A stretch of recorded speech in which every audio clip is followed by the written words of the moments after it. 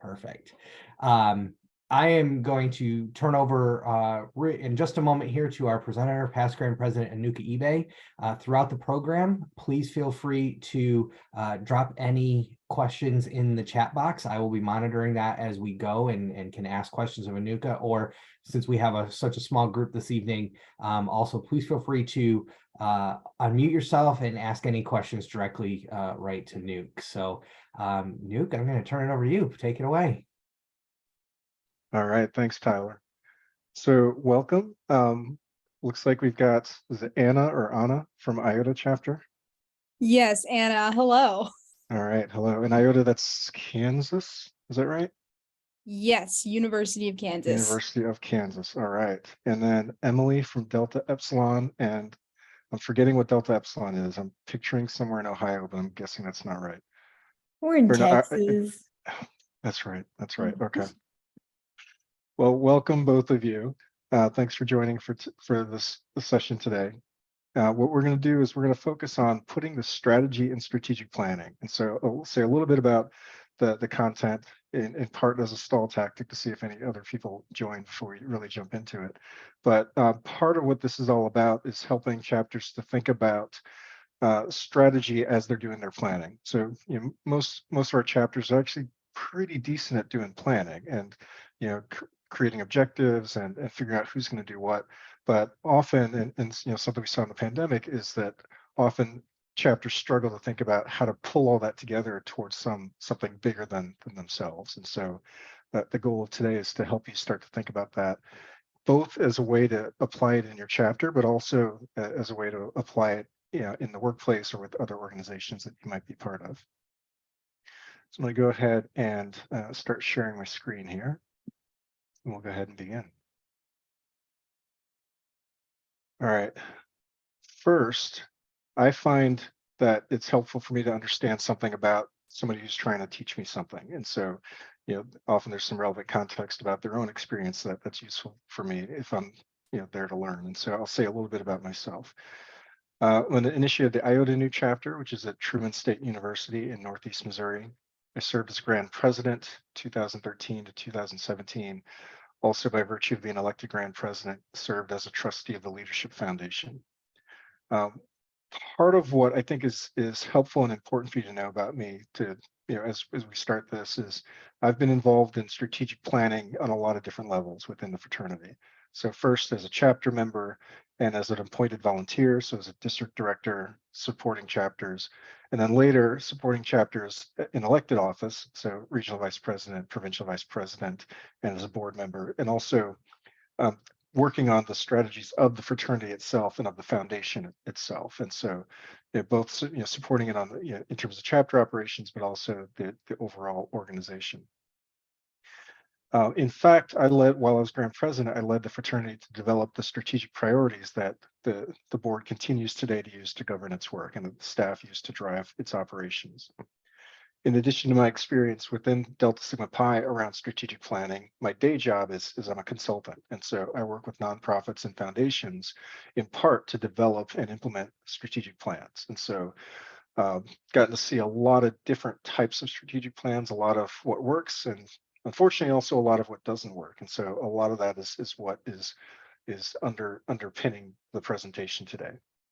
One last thing about this is the content we're covering today is actually what I use in my professional life. So when I'm meeting with board chairs, when I'm meeting with CEOs and executive directors, these are the same principles I work with them on. And so you're getting corporate level quality training on this, but that you can apply directly to your chapter and other organizations that you may be part of. This is also the content that is the foundation of the strategic planning segment of our President's Academy that happens every year. So you all are getting a little bit of a sneak peek at that as well. So what we're going to focus on today is first clarifying the difference between strategy and planning. Then we're going to talk about how do you get there. So first, assessing your landscape, choosing a strategy, developing implementation plans, and then we'll wrap up by talking about where to find more information. And as Tyler said, if you have questions throughout, go ahead and put those in the chat, or unmute yourself, but we'll also make sure that there's time at the end in case there are additional questions. So first, I'd love to get a sense. So for both of you, Anna and Emily, or have you either of you been part of strategic planning efforts before, either with your chapter or elsewhere? Kind of. Like I'm the current vice president of scholarship and awards for my chapter. So that's kind of a little bit of strategic planning, but most of that is falls on our president and our VPCO. I've done a little bit in terms of like just as an officer for other clubs, but never on a very large scale. It's more just along the lines of, hey, we need to have a community service event because the school said so. So let's plan that. Gotcha. And I see Emily also put in the chat, nope. All right.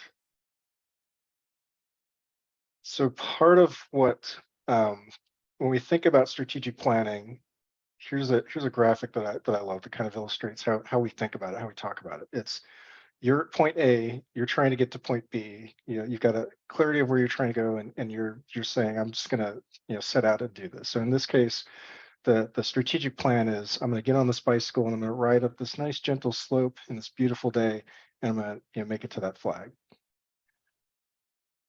Now, part of what this is a little bit of a fallacy, because this implies that there's a goal that's relatively easy to attain and that we can clearly see the steps to get there. In reality, this is what we see. So the flag is still there. We're still at point A sitting on this bicycle, but first we've got to navigate this rock slide. And as soon as we make our way through that, we've apparently got some kind of a bomb that's chasing us up a hill. And then there's a moat we've got to cross, and a hurdle, and a storm. And all these things get in the way of this carefully thought through and seemingly simple strategic plan. Yeah, I know this graphic makes it seem kind of silly, but we have very real, relevant, relatively recent experiences with this. Part of what we saw when the pandemic shutdowns began was we saw some chapters that essentially just basically paused all their operations. So they had great strategic plans leading into the pandemic shutdowns, but when all of a sudden they didn't have what the things that they anticipated they would have, a lot of our chapters chose to just kind of pause. They didn't see how they could function. But we did see some chapters that actually not only were able to continue their operations, but in many ways were actually able to thrive during those shutdowns. And one of the things that distinguished those chapters that were able to thrive from those that basically hit pause was the chapters that kept going. They were clear about who they were as a chapter, what their identity was on their campus, and what they were trying to achieve, but they were flexible in the methods in which they did that. And they were able to adjust their tactics, their plans, their operations, while still being clear on what their end goal was. And so kind of bringing it back to this graphic is they were able to figure out how to navigate each of these various obstacles while keeping their eye on the flag. So part of what we're going to talk about today is how you can do the same and make sure that any organization that you're a part of, that especially if you're in a leadership role, can be both adaptive and resilient. So first, as I mentioned, is this concept of strategy versus planning. So often we talk about strategic planning, but those are actually two different things that kind of get mashed together. And so first, strategy. Strategy is how a team leverages its unique strengths to advance its purpose. So a way to think about strategy is the answer to the question, how will we focus our strengths in the current environment to achieve our purpose? Whereas planning is how that team operationalizes its strategy and holds itself accountable. So it's what are the actions, milestones, resources that will advance our strategy. Part of why I think it's important to make the distinction between strategy and planning is that very often we jump straight to planning. And when everything's great, when the sun is out, we've got a nice gentle slope, going up the hill to the flag, it's not that big of a deal. But as soon as something changes, if you don't have clarity on your strategy, it's hard to know how best to adjust your plan. And one of the worst things that could happen is in trying to adjust your plan, you end up going in a very different direction than where you had intended. It actually takes you off course. Whereas with clarity on your strategy, you can make detours, but each of those detours still keeps you on track. So how do we do this? How do we develop strategy? There are three phases of strategic planning that we'll talk through today. So the first is all about assessing the landscape. The second is all about choosing a strategy. And then the third is about developing implementation plans. So first, in assessing the landscape. Part of how we think about assessing the landscape is in two different buckets. So one is understanding trends that are impacting your team or your organization or your chapter or your company. And the second is understanding who are other players in the space. So let's start first on trends. Here's some ways to think about trends that might be impacting whatever team it is that you're representing. In this case, it's most likely you're thinking about your chapter. Those may be social trends. So how is interest in what you provide changing? Are people more interested in what you have to offer? Are they less interested? Are there other things that are showing up as substitutes for what you do? Economic. So if there's a cost to participating in what you have to offer, is people's spending power increasing or is it decreasing? Is it getting harder or easier for them to apply their excess funds in support of what you have to offer? Demographic. So how are the demographics changing? Are there more of particular groups, less of particular groups? And what does that mean for the work that you're trying to do? Similarly, looking at available resources. So do you have funding to do the work that you do? Do you have adequate investment? Do you have enough people like volunteers, faculty support, alumni support, facilities, tools, technology, whatever it is that you need to do? Or do you have more of that? Do you have less of that? Is it harder to get access to it or easier to get access to it? And last is policy. So what are the priorities of different governing authorities that are over your team, whether that's for example, the fraternity, whether it's your college or university, whether it's state law or federal law, their policies are set at different levels, but those can have an impact on the work that you're trying to do.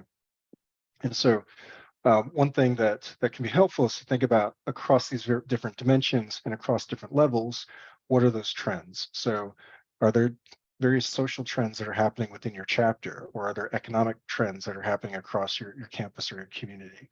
Are there demographic trends in your state that are somehow at play?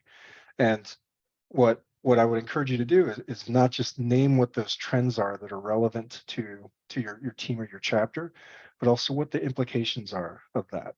So to give you an example, you might identify that enrollment in the College of Business is increasing. And so, you've got a demographic trend at the campus level, College of Business enrollment is increasing. But what does that actually mean? For some chapters, an enrollment increase would be a good thing. Like, great, we've got more people to draw from, more people to recruit, more people to join our chapter and volunteer to help out. For other organizations, greater enrollment might be a challenge. It may be that it means you've got to work harder to get attention because all these additional students have a bunch of other things that they have going on. And so how do you make sure that maybe you've got a smaller chapter, how do you make sure that you take advantage of that larger enrollment? So it may pose a challenge rather than something that's just an immediate benefit. You may have to work to overcome that. I'm curious if there are particular trends that are top of mind for you all as you think about your chapter. What are some things that are going on, whether it's at your chapter level, campus level, maybe within the fraternity, and across these various dimensions? What are some of the trends that might help inform development of strategy for your chapter? And see, I know for us here at the University of Kansas, we have, like you were saying, the biggest freshman class the University of Kansas has seen since the 80s or 2008, because we just won a national championship. And that especially means a lot more people coming into the business school. Let's see, I know for us in our recruitment, we were recognized for our recruitment because we initiated over 88 newer brothers, and we found this was actually not ideal because it was too many. Everyone was kind of just like, oh wait, you're in this too, I've never seen you. And that's not exactly it. So kind of what we've been trying to do in my chapter is like, okay, it's great that people are inviting their friends to DSP, that people are showing interest, but how do we figure out, who's going to be engaged and want to come to our events and who can be a resource for the chapter versus who's just kind of here for the resume hype. Does that make sense? Yeah, absolutely. Those are some great examples. Any other examples from Emily or Nicole as you think about trends that are happening in your world with respect to your chapters? Yeah, actually, just an obstacle that we recently went through is we had a hard time finding a chapter advisor for our thing. This was for our Greek life and everything, but it was still an obstacle because we still had to get really in touch with the faculty and get to know the faculty on a deeper level. The SF State I'm at in San Francisco faculty, it's a SF State is a really big commuter school, so it's really hard in general to get people, especially faculty advisors, because of kind of the disinterest in organizations now, especially after COVID, I've recently seen. And especially with commuter schools, is having that disinterest in organizations because now instead of getting that college experience, it's really kind of blowing past that and getting to a job. And that's the real difficulty we're trying to overcome. Those are great examples also. Thanks for sharing that. Emily, what about at Delta Epsilon? All right, so Delta Epsilon having to figure out how to fundraise because with many students don't have much to fund back to the chapter. Yep, yeah, so that gets right at spending power, economic trends. And so understanding these various trends can allow you to then think about, all right, now what do we do about this? Which are these things that are helping us and which are these things we need to figure out how to overcome? So now we've talked about trends. The other part of understanding your landscape is understanding who else is out there, who are the other organizations that are out there, and what makes them effective. And so you can think of other players in your space in 4 buckets. And these are broadly defined because it's not specifically related just to Delta Sigma Pi, but as you think about any team or group or company that you might be part of. And so one of those buckets is peer organizations. And so these are organizations that have the same focus as you. They do what you do in the places that you do that. And so in the context of Delta Sigma Pi, these might be other business or economic student organizations. So very much, peers in a lot of ways. You've also got substitutes. So these are organizations that may meet the same needs that you meet, but in a different way. So an example of a substitute organization might be other organizations on your campus that are providing professional, personal growth opportunities for service or to build relationships with others, right? So that could be other types of clubs or student organizations that may not be business focused, but check those boxes for their members. Another bucket here is resource competitors. And so these are organizations that may have a very different focus, but they compete with you for people, assets, or exposure. And so this might include athletic teams, arts groups, student publications, the Alumni Association. So these are organizations that aren't trying to be Delta Sig, but people that join Delta Sig might also be considering giving their time, their money, or their attention to those organizations. And so that's where the competition comes in. It's not so much competition in any kind of a cutthroat way, but just in terms of resource or attention or asset availability. Another bucket is adversaries. So this typically wouldn't be relevant to Delta Sig, but in a workplace, or if you're part of any kind of social or political organizations on your campus, there may be organizations who are actively opposed to whatever it is you're trying to do. And they may be looking to advance a vision that's in conflict with your own.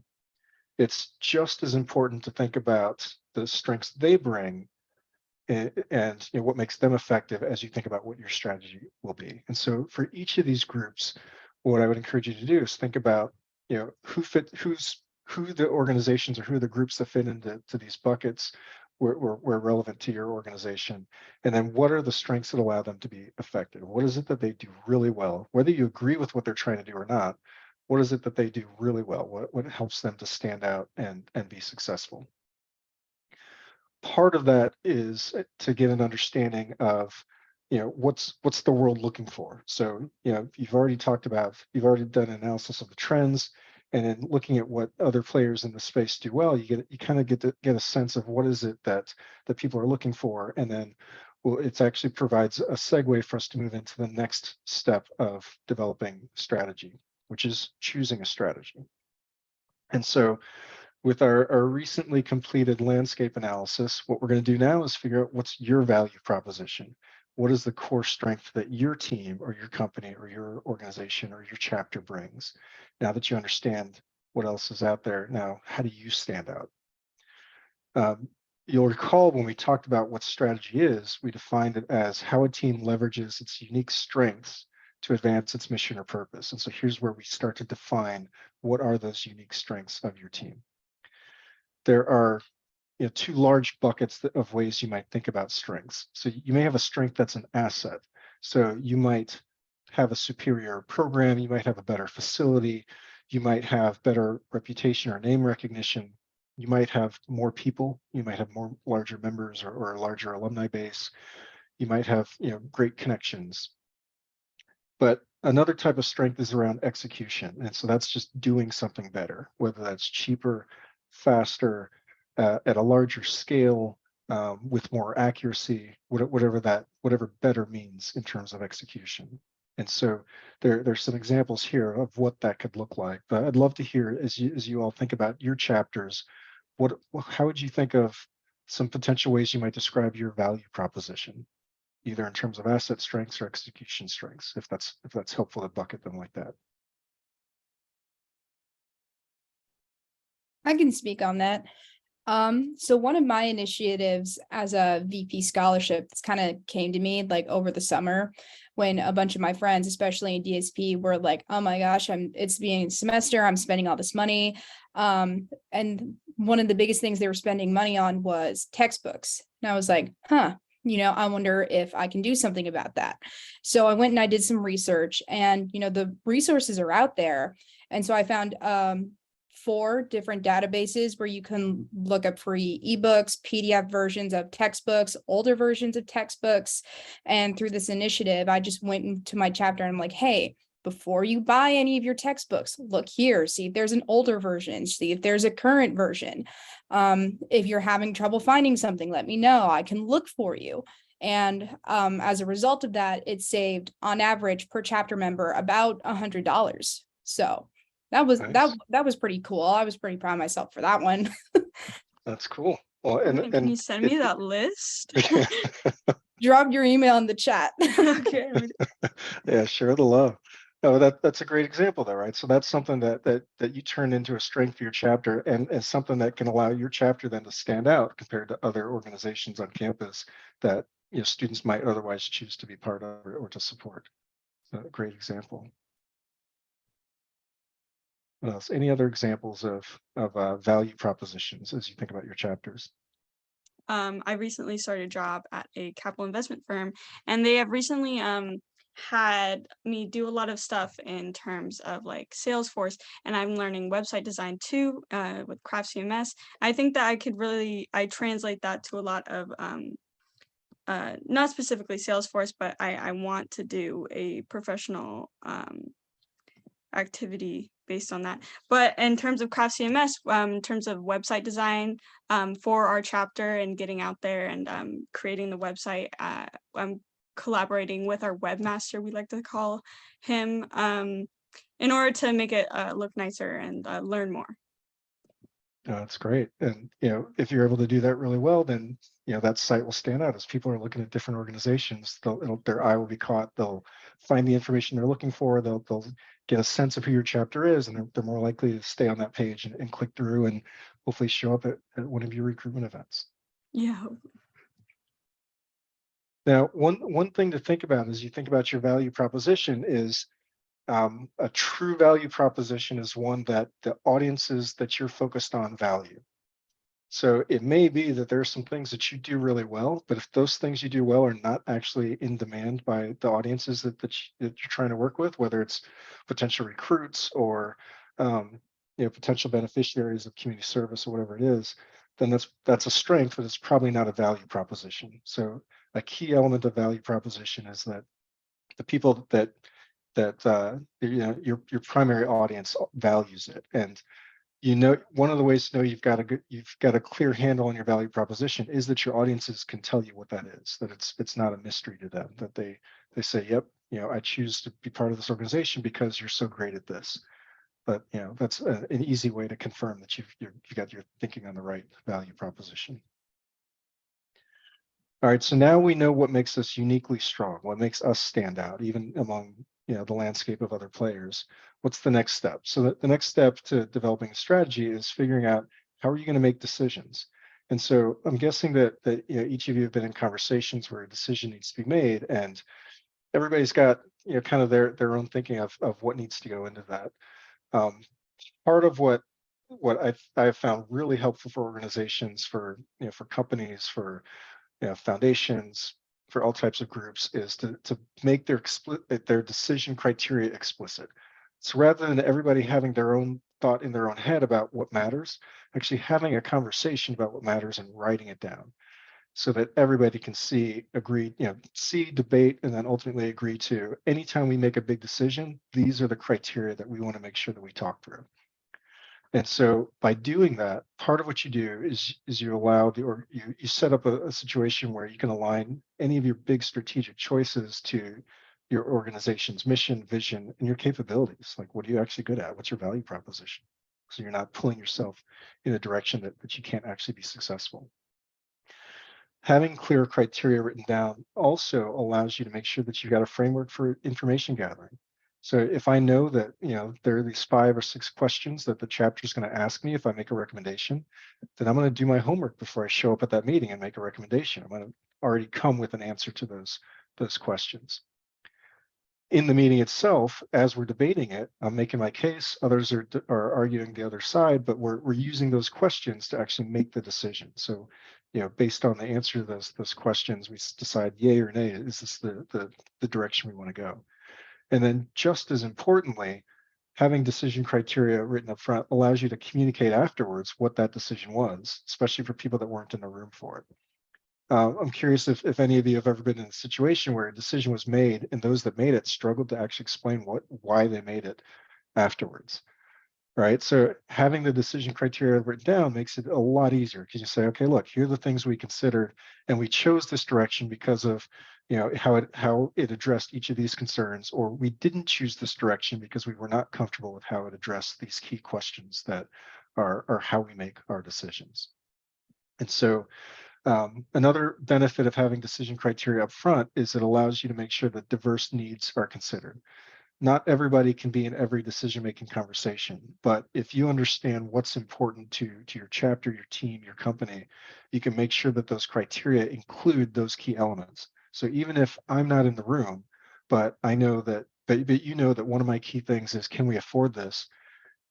I can trust, because I know that it's written on the decision criteria, that part of your conversation will be a look at, what can we afford to do? And so I feel a little bit less anxiety about not being in the room to say that myself, because I know you've got a structure to make sure you have that conversation. A couple of caveats is that it's to think of the decision criteria not as a scorecard. So not, this thing has to get 100% of each of these or 85%, but more as a guide for discussion and judgment. It may be that a particular option that you're considering doesn't quite answer all of the questions the way that you would want, but it may be compelling enough on the questions it does address that it's worth doing. Likewise, you might have something that technically answers all the questions, but still doesn't feel like it's the right use of your time, your energy, your resources. So it's a tool for judgment, not a simple up and down scorecard. The other thing is it may evolve over time. So the kind of decision-making criteria that a group would have had, in fall of 2019 probably looks very different than the kind of decision criteria that an organization that had gone through the COVID-19 pandemic would put together. So as you learn more, you can adjust those decision criteria to make sure that you're able to make even better decisions. I'm curious if any of you have anything like this, anything that's written down that guides decision-making at your chapter or other organizations that you might be part of. I see Anna's shaking her head no. Yeah, I find this is actually one of the simplest things for a group to do, but it's pretty rare that groups do it. And once they do it, it's like, oh man, like this solves so many of the challenges that we've had. For example, often we see organizations and chapters in Delta Sig that, people show up unprepared to even make a case for what they want. Whereas having these criteria allows them to do their homework, or the discussion might end up going down various rabbit holes, all kinds of irrelevant topics or being unfocused. People might make passionate arguments based on emotions or their attachment to something versus a list of criteria that have been agreed on and prioritized by the chapter. And having something like this allows a group to really make sure that they're making sound judgments and sound decisions. Now, I'll give you some examples of what this could look like. So, one of the criteria might be, how does it align with our purpose as an organization and the values that we have or the priorities we've already defined? How does it advance equity for our organization? How does it build on or create a new value proposition? How do we make sure that we have the capacity to do this? Well, let's talk about, do we have the people, the systems, or the money to actually carry this out successfully? Have we done enough due diligence around getting diverse perspectives around this? Do we need to talk with more people before we decide to move forward on this? Or is there a group that's not represented that might be affected by this? How long can we do this? Is this something that is a sustainable option for us? Or how might it affect our ability to take advantage of long-term trends? So you can see some of the types of questions that might be on a list of decision criteria that can help make sure that you're making the best decisions as a group as possible. Now we've talked about, in developing strategy, first clarifying your value proposition, having decision criteria. The last part is actually deciding what you're trying to solve for. And so refer to that as identifying what your strategic question is. And so the strategic question is the most important thing that requires your group's focus or your chapter's focus, if it's a Delta Sigma Pi chapter. There are probably a lot of things that you all are trying to figure out, a lot of things you're wrestling with, a lot of decisions that need to be made. But the strategic question is, think of a set of dominoes. The first domino to fall, that once it's down, starts to set all the other dominoes in motion. It makes it a lot easier to answer all those other important questions. The answer to that strategic question is your strategy. And it helps to clarify both what you will be doing as well as what you choose not to do. So strategy is a choice. And so being clear, not just on who you are as an organization, as a team, and what you're doing, but also being real clear that we're choosing not to do this because that's not aligned with our mission, our values, our value proposition, etc. I'm curious if any of you have on top of mind a strategic question for your chapter, as you think about what's the most important question that your chapter over the next semester or year needs to wrestle with, needs to answer, that can help answer a lot of other questions that may be bubbling up for your chapter. I'm curious if anything comes to mind.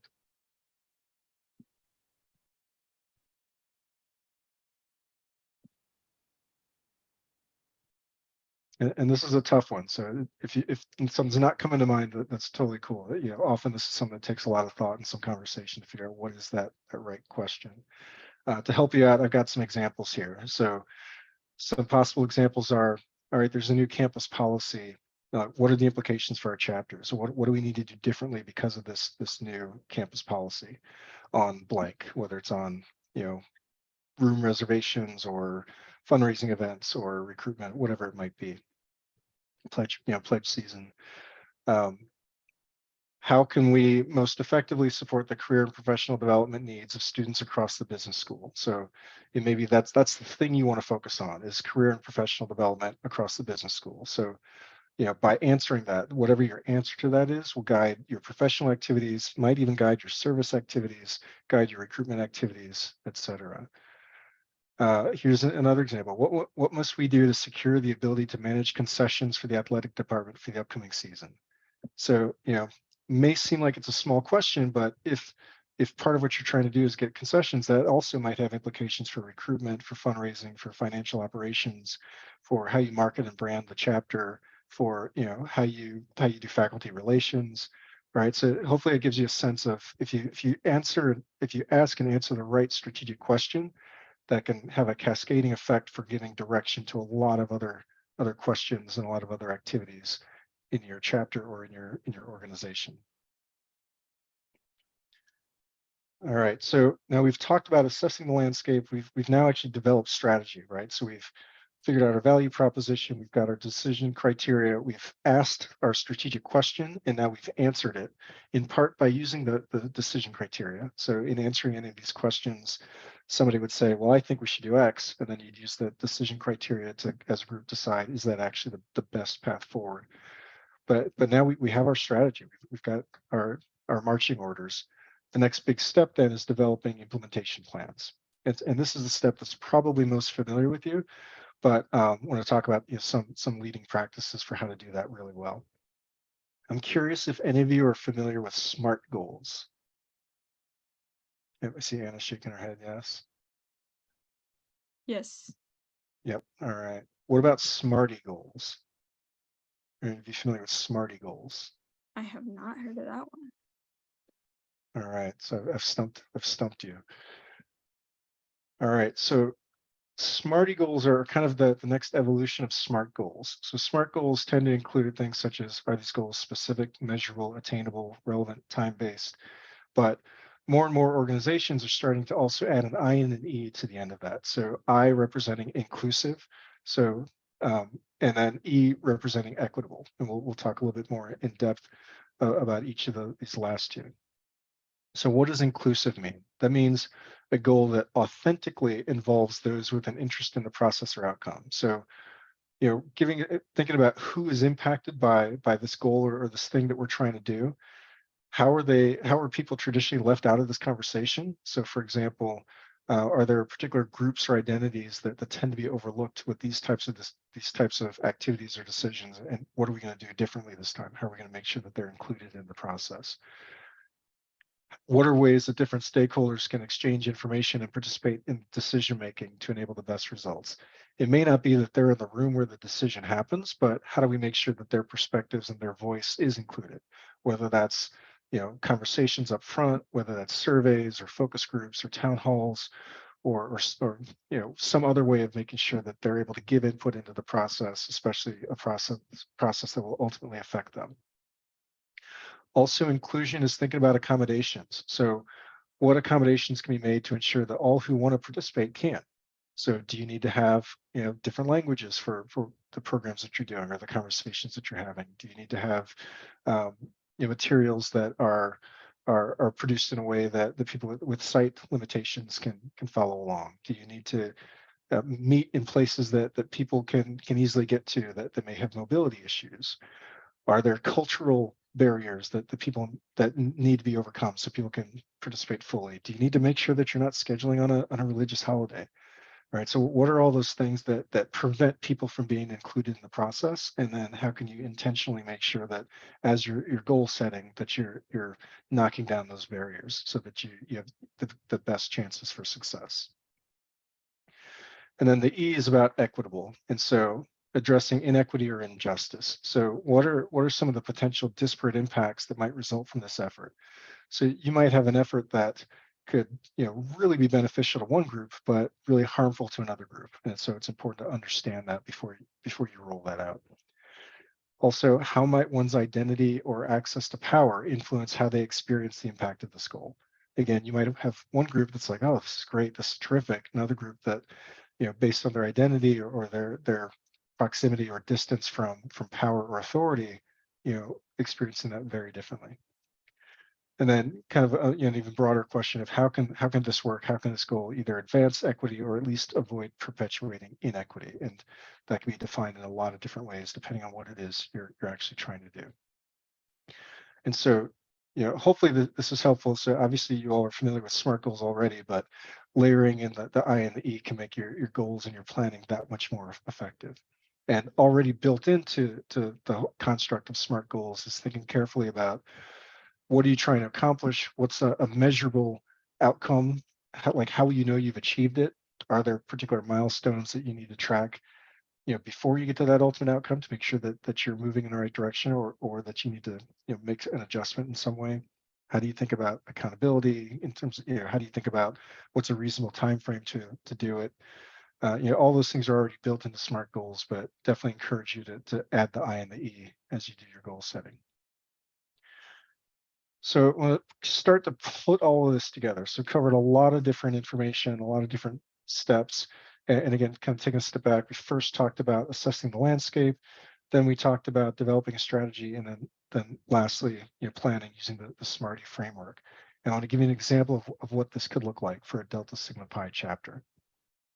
So here's a fictional chapter that has identified as its strategic question, how can we most effectively enhance the study of business on our campus? So among all the things that they could be wrestling with, what they really want to focus on is enhancing the study of business on their campus. They've identified either an opportunity or a gap that they feel like is important for the chapter to take some initiative to fill. In doing their landscape analysis and building their strategy, part of what they've identified is that their chapter's value proposition, so the core strength of this chapter that is valued by its intended audience, is that they have highly diverse identities and experiences, both of the collegiate members as well as their alumni. So they're real clear on what their value proposition is. And through conversation and honed by using their decision-making criteria, they've landed on a strategy.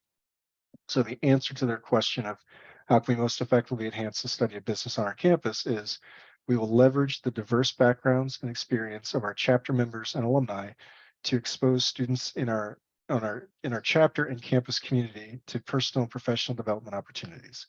So they're going to really focus on building those professional and personal development opportunities. So that probably sounds like, okay, great. So the vice president for professional activities has some work to do, but what does this have to do with the rest of the chapter? Well, as you get into planning, you can see how a goal like this, a strategy like this, can actually touch a lot of different aspects of the chapter.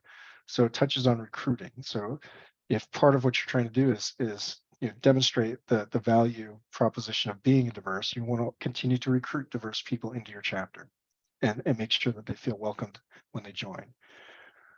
Another plan is around collaborating with faculty in the campus DEI office and a wide range of diverse student groups, not just Delta SIGs, but other student groups, to make sure you have an understanding of what the needs are of various students and groups on campus. So you're not making assumptions about what people need. There's a bullet here in the plan around engaging alumni. So not just of your chapter, but also other Delta SIG chapters that can participate and show the diversity, not just of the chapter and its alumni, but of the fraternity as a whole. So think of diversity in other lenses. Another plan is around volunteering with business clubs at the local high school. So this gets into service, right? So helping to expose them to campus and career options. They're not even on college students yet, but here you have a service opportunity that actually helps to support the overall strategy of improving, enhancing the study of business at that school, getting them the students excited about possibly going to that college or university and studying business. And then also fundraising, right? So it's fundraising and budgeting for the kinds of events that can broaden the perspective and also connections and networks of the chapter. I want to double down on one of these to give you a sense of how SMARTIE goals can apply. So part of what we talked about, one of the plans was to volunteer at the business clubs at local high schools. And so as you think about setting SMARTIE goals for that, here's some examples. So, confirming the needs and schedule of the business club, surveying chapter members' interest, and setting goals for responding to the high school. Recruiting a diverse group of chapter members by a certain date, rehearsing presentations by another date, inviting the chapter advisor to give input, right? So it's really hitting on different elements of SMARTIE. So hopefully this gives you a sense of how leading with clear strategy can help to really guide, as talked about before, that first domino that allows you to, in a cohesive, coordinated way, do all of your chapter operations. We'll do a quick recap, and then we want to see if there are any questions that you all have that we haven't touched on yet. So one of the things that I like is kind of a shortcut for all this is thinking about an equation that's the right questions plus clear decision criteria plus relevant information leads to good decisions. So there are the right questions that's all about, what's your strategic question and how are you answering that? We've talked at length about decision criteria, and then relevant information that's getting at that landscape analysis as well as an understanding of your own value proposition. Combining all that together allows you to make really solid decisions as a team. And then some of the points that we've touched on today are, first, get clear on strategy, and then with that clarity of strategy, begin planning. And your plans will be flexible. So again, with clarity on your strategy, you may adjust your plans from time to time based on circumstances, but you know you're still moving towards that ultimate strategic goal.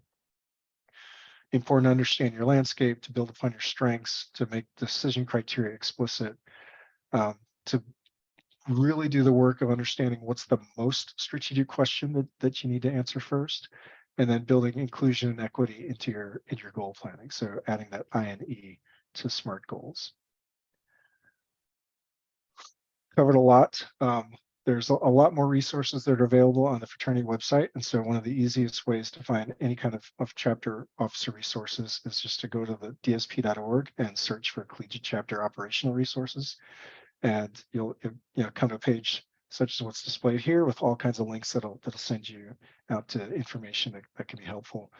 Also, obviously, reaching out to your district director, regional vice president, faculty advisor, or member of central office staff. There are lots of people that are here to help.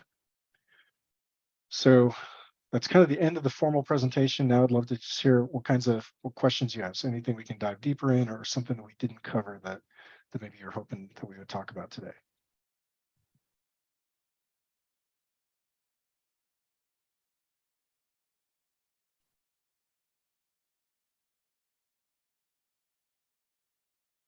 All right, so Emily, looks like Emily's good. Anna, go ahead. I think for me, I'm not 100% sure if this is clear, but you talked a lot about strategy, and kind of the whole point of developing a strategy is to develop a goal. So would you say you have any sort of like advice on developing, goals and like what those are? Because I know for collegiate chapters, a goal might be, let's get chapter of recognition for our CMP credit, or let's do this. So in terms of like setting a goal and picking a strategy, do you have any advice on doing that? Sure. So what I'd say is that as you think about, like, a strategy is what's going to help you make all the decisions for your chapter. So everything from how you fundraise, recruit, events that you plan. Within each of those activities, you'll set a goal. And so it may be like using the example that we had talked about before. Actually, let me pull that back up real quick.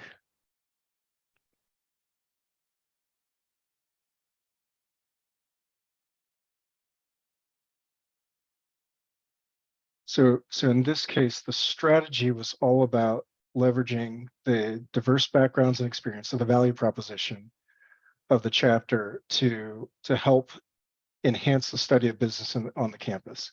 And so within the various types of work that the chapter does, there would be a set of goals. So you'd have a recruiting goal. So one of the plans is around recruiting diverse members. And so in doing that, you're gonna have to decide, what does that mean? Are there particular groups that are underrepresented in our chapter? Let's set a goal to increase that. And then let's identify some specific activities that we're going to do to reach that goal. Is it a number? Or maybe our chapter's only 25 people. We want to get up to 45. So our goal is 45 quality people that make it through the pledge program to initiation and come back the next semester. It might be that you want to make sure that you have more accounting majors. Maybe you're heavy on marketing, and so your goal might be, we want to make sure that we've got accounting, more accounting. So we want to get at least 5 accounting majors in this group of pledges. And so part of setting the goal, actually, all the pieces we've talked about help you set those goals. You understand what the landscape is. We are a small chapter. We're heavy on marketing students, and so we want to do something about that. You understand your value proposition and your overall strategy, and so you know that part of what you want to do is leverage the diversity of your chapter and your alumni towards recruitment. And so as you think about those goals, what you'll do is you'll think about, all right, we want to get more accounting majors. We're going to leverage our diversity as a chapter to recruit those additional accounting majors. Or we want to get 10 extra people into the chapter. We're going to leverage our strength around diversity, of our collegiate members and alumni members to find and entice and initiate those 10 extra people. So the goal setting is a piece of that. That's how you know that you have achieved it. But some of the best goals start with a very clear strategy that tells you what are you trying to do, And then it's, okay, how do we measure that we've done it? Is that helpful? Yes, that makes a lot more sense. Good. I guess it was just like, it just didn't like 100% compute until you said that. Okay, good. I'm glad you asked. I want to make sure it's as clear as possible. Other questions that either of you have? I want to circle back to what is your decision-making criteria? I really want to expand on the idea of like creating that and what you believe are some good decision-making criteria that we could include um, in our day-to-day. Sure. I'd say the list here actually is a pretty good universal list. I say universal because I use a version of lists like this with my clients. And so it may be, a small neighborhood nonprofit, or it could be a huge international nonprofit organization or foundation. And almost all of them will have, 5 or 6 or more of what's on this page here. That's part of why I use this as my sample criteria. It may be that you tweak these in different ways to be relevant to your chapter. So for example, it might be that one of the criteria for your chapter is around making sure that, and maybe explicitly talking about making sure that you've got faculty engaged in your process. Maybe that's something that you'll have struggled with as a chapter. And so you want to make sure that explicitly, anytime you make a big decision, that somebody says, well, time out. How is this decision going to, incorporate and involve and engage our faculty members? I think, some of the key ones on here that I would definitely encourage you to think about. So anything you do obviously should, align with your purpose, your vision, your reason for being as an organization. Very much encourage you to think about things such as equity, sustainability. So, if we're doing things that are harming people or that are a waste of resources, then we really should be asking, is this the right thing for us to do? The capacity question here. So the fourth bullet, I think often people say, well, can we afford to do this? Do we have the people, systems, technology, et cetera? But part of that question, I think a more effective way to ask that question is, can we access what we need to do this? So it may be that you don't have the money in the budget today, or you don't have the expertise in your chapter today, but whoever's recommending that path, if they can say, you know what, we don't have this, but I've got a cousin that works at this company that can hook us up with these shirts. Or I know that I talked with the regional vice president at LEAD, and they're happy to put us in connection with another chapter that's done this really well, and so we can learn how to do this. Or I've got an application form for the university to get funding to do this thing. And so thinking not just what do we have now, but more broadly of, if this is important to do we think we can get the resources to do it? Another important one, I think, is, are we the best organization to take this on? So looking at the right-hand column, there may be things that people are passionate about doing that maybe you have the capability to do, but it's possible that it's not the best use of your time, your resources. It may not line up with your value proposition. Maybe there's another group on campus or another organization that's actually better suited. And that doesn't necessarily mean failure. It actually could plant the seeds for a really powerful partnership. So if you identify as part of your landscape assessment that another group can do this thing better than you, then you don't have to take the lead on it, but you might be able to support their work on that and build relationships and connections that then later pays dividends in terms of them supporting work that actually makes sense for you to lead on. So I'd say starting with a list like this, but really thinking about, when you all are making decisions, what are the things that tend to come up? What are the things that tend to be sticking points? What are some of the concerns or complaints that people may have about past decisions? What are the things that are most important to your members? And then thinking about how those wind up on a list of decision criteria. Is that helpful? Yeah, that was very helpful. Thank you so much. Great. Any other questions? One more. So I know you in the email, and kind of like you mentioned before, like all your experience with the fraternity. And I don't know if you're the best person to answer this question, or if you even want to answer this question, but what would you say, like as a whole, with the board director, central office, all our collegiate and alumni chapters, what's DSP's strategy? Like, what are we trying to accomplish here? I don't know if you can speak as to what we're doing now, but maybe in the past.